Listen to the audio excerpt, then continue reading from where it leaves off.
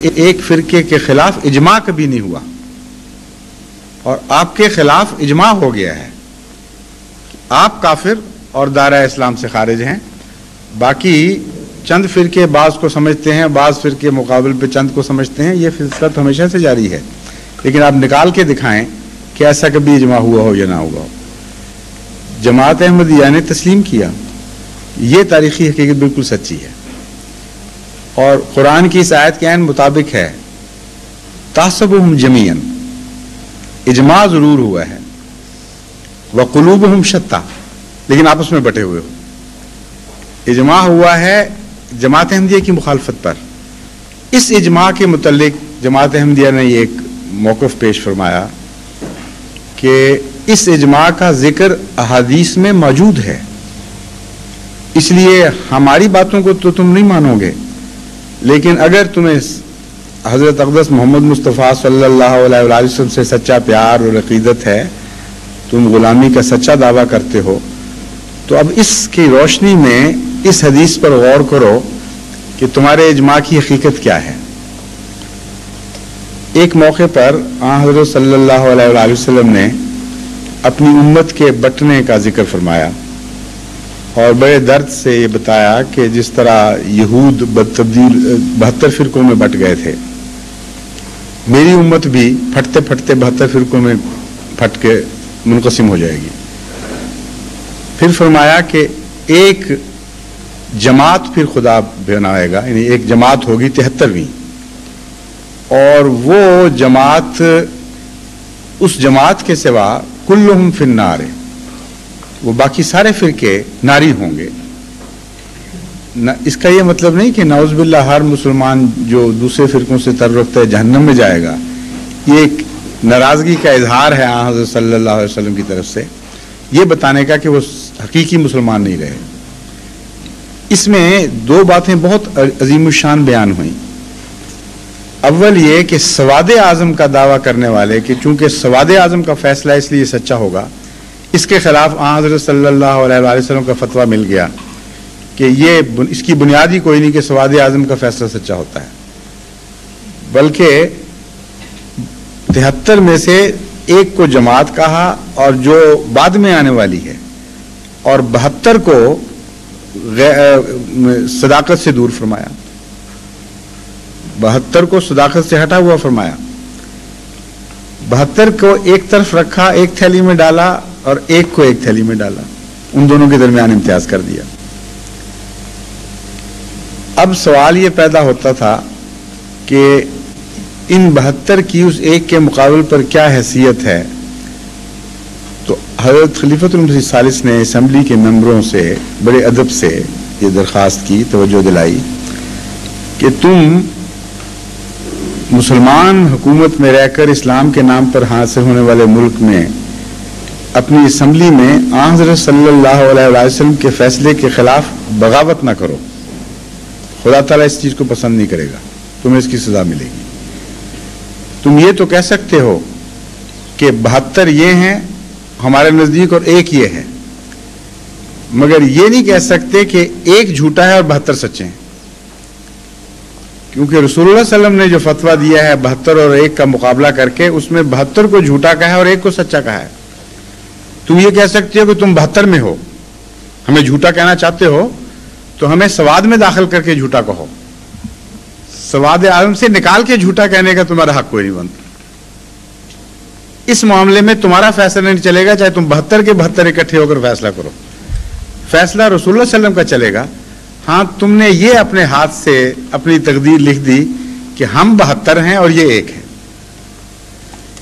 اس لیے تم تو خودکشی کر رہے اس فیصلے میں. آپ نے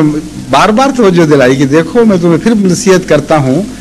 کہ کم سے کم شیعہ ایران سے ہی نصیحت پکڑ لو. شیعہ ایران نے یہ فیصلہ نہیں کیا کہ 72 سچے اور ایک غلط، انہوں نے کہا 72 غلط اور صرف شیعہ سچے،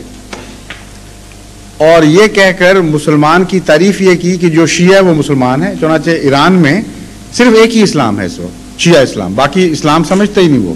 قانون کے طور پر سوائے شیعہ کے کسی کو مسلمان سمجھا ہی نہیں جا سکتا. تعریف میں جو داخل ہو گیا، آپ نے فرمایا غلط ہوگا تم نہ مانو، لیکن بغاوت نہیں ہے، کیونکہ رسول اللہ صلی اللہ علیہ وسلم کا فیصلہ ہے یہی کہ جہاں 72 ایک طرف ہوں گے اور ایک طرف ہوگا، ایک طرف ہو، تو تم 72 کو سچا اور ایک کو جھوٹا نہیں کہہ سکتے۔ اب اس کو ڈیولپ کریں مزید اس بحث کو، وہاں تو اتنی بحث ہو کر آپ نے وارننگ دے کے بات ختم کر دی تھی، تو جس پہلو سے دیکھیں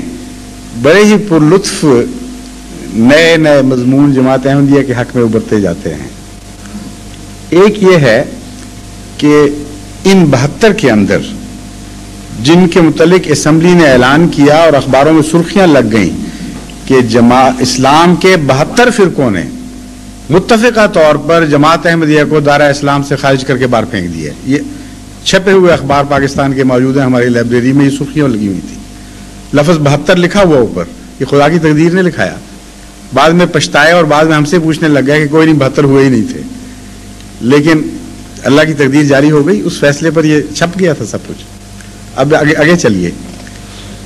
72 میں ایسے لوگ موجود تھے جن کا عقیدہ یہ تھا کہ قبروں سے مانگنا، ان کی زیارت کرنا، یہ یقین رکھنا کہ قبروں پر ان میں مدفون لوگوں کی روحیں موجود ہوتی ہیں، جواب دیتی ہیں، اعانت کرتی ہیں جو مانگا جائے، اس عقیدے کے لوگ موجود تھے۔ اس عقیدے کے لوگ موجود تھے ان 72 میں جو یہ سمجھتے تھے کہ آن حضرت صلی اللہ علیہ وسلم حاضر ناظر ہیں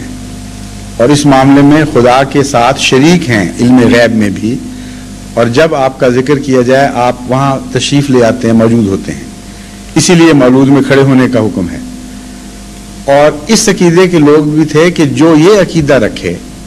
وہ پکا کافر، مشرک اور دائرہ اسلام سے خارج ہے، اور اس عقیدے کے لوگ بھی تھے کہ جو یہ عقیدہ نہ رکھے وہ پکا کافر، مشرک اور دائرہ اسلام سے اور کافر اور خارجی اور جو کچھ بھی بے دین ہے اس کا اسلام سے کوئی تعلق نہیں۔ اس دن یہ فیصلہ کیا دونوں نے مل کے کہ ہم مسلمان ہیں اور احمدی جھوٹے اور دائرہ اسلام سے خارج۔